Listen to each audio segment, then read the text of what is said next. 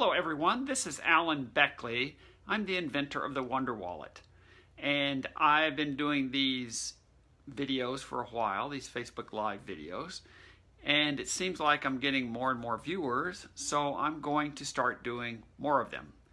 My goal is to do one every weekday, which is about 5 times more than I've been doing, and just to see how well people like them, how well they tune in, how well they tell their friends and share and send it around so I can grow my tribe, so to speak. So that's my current mission. My topic today is why it's a great time to be an inventor. In my opinion, there has never been a better time to be an inventor. Let me point to my new little name tag. It's my latest passion project.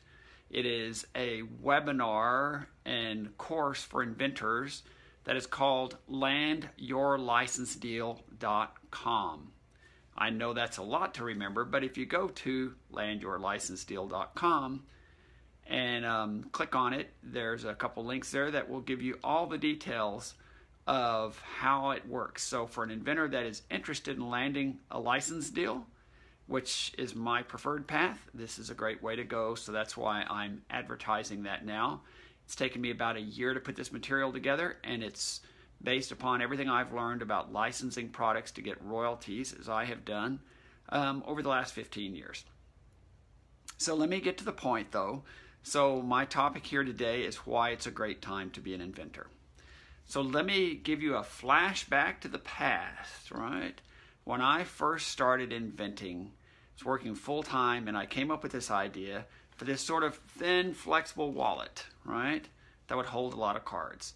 Told all my telecom friends about it, and they all thought, oh, yeah, okay, well, good luck. Surely don't quit your day job. And for a very, very long time, they were precisely right, and I didn't quit my day job.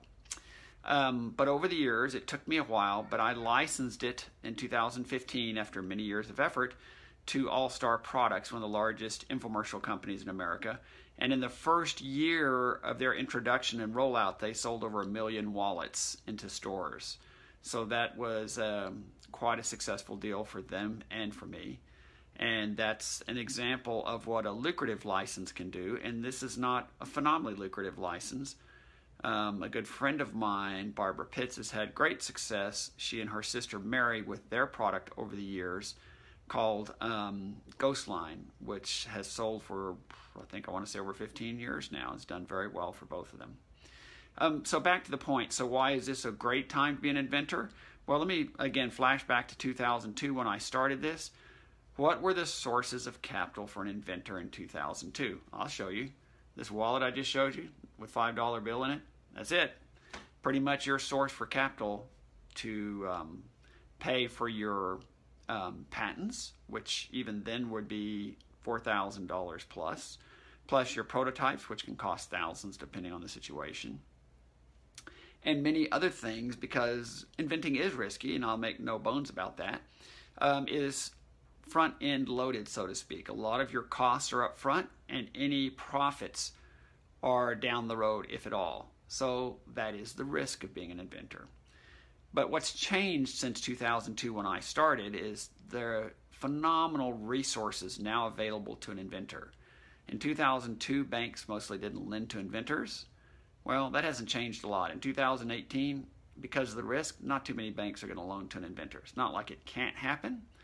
But what has been a huge difference is Indiegogo and, what's the other one? Shows you when you get older you forget things. I'll come back to it. Crowdsourcing. Crowdsourcing is a way to use other people's money, and a local inventor by the name of Josh Malone, I think it's about 5 years ago. I say local, he's from Plano. He had been self-employed for a while, and he started looking around and saying, oh, it's kind of looking a little thin. I think I'm going to have to get another job. And he didn't want to get another job. He came up with an idea that became a way to quickly and easily fill a water balloon, right, with water. And in fact, a way to fill something like 15 or 20 water balloons quickly, and they seal instantly with water. This became the beginning of what is now called Bunch of Balloons, which I believe today is the largest selling toy item in America.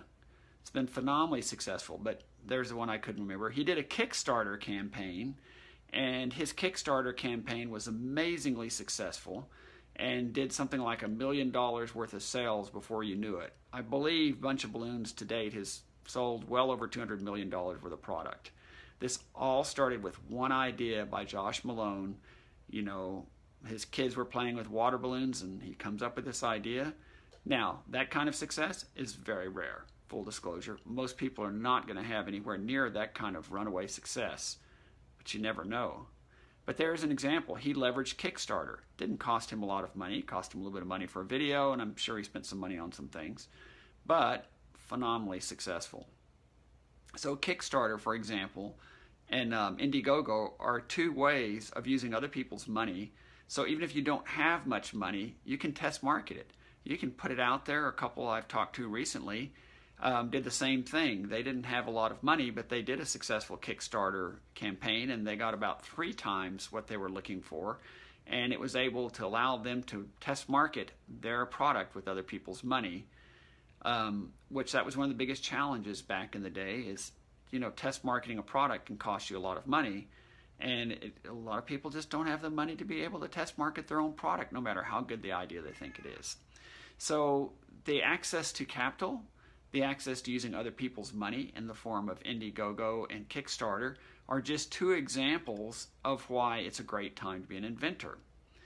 The other reason is, believe it or not, even though companies don't rush to your door, companies have come to realize that the source of innovation is often not within their company, you know, the employees that work for them.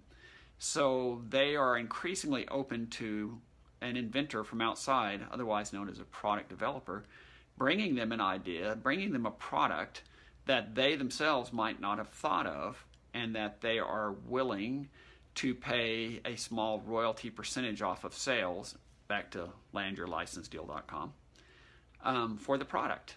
So once again, if you're creative and you use resources that are available to you, and there's never been more resources to help you. There are these things called makerspace now. Almost every major city has a makerspace. It's just a place where inventors go to play, not literally, but kind of, because there's usually CNC printers available, there's 3D printers in many cases, there could be welding and other kinds of equipment, and typically, like in Dallas Makerspace, I believe it's $50 a month, and people actually train you how to use the equipment. So what? You have access to all sorts of great equipment you don't even have to buy, and for a small monthly fee, you can be able to use that and get 24/7 access. That is amazing.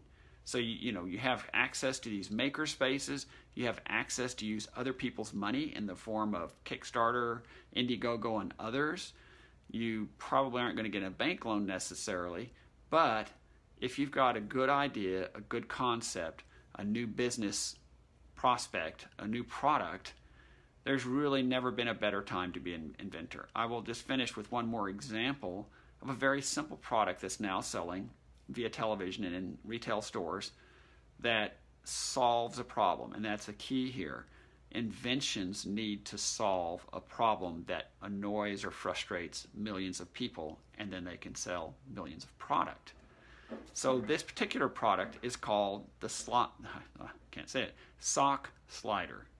So you say, what the heck is a sock slider?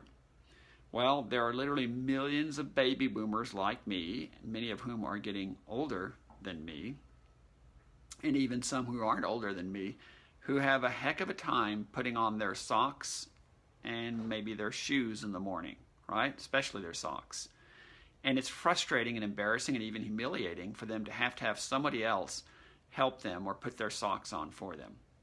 So the sock slider is a very simple device that you can find in retail stores now that just slides the sock onto what looks like a little handle, and you put it on the floor, you slide your foot directly into the sock, voila, the sock is on your foot.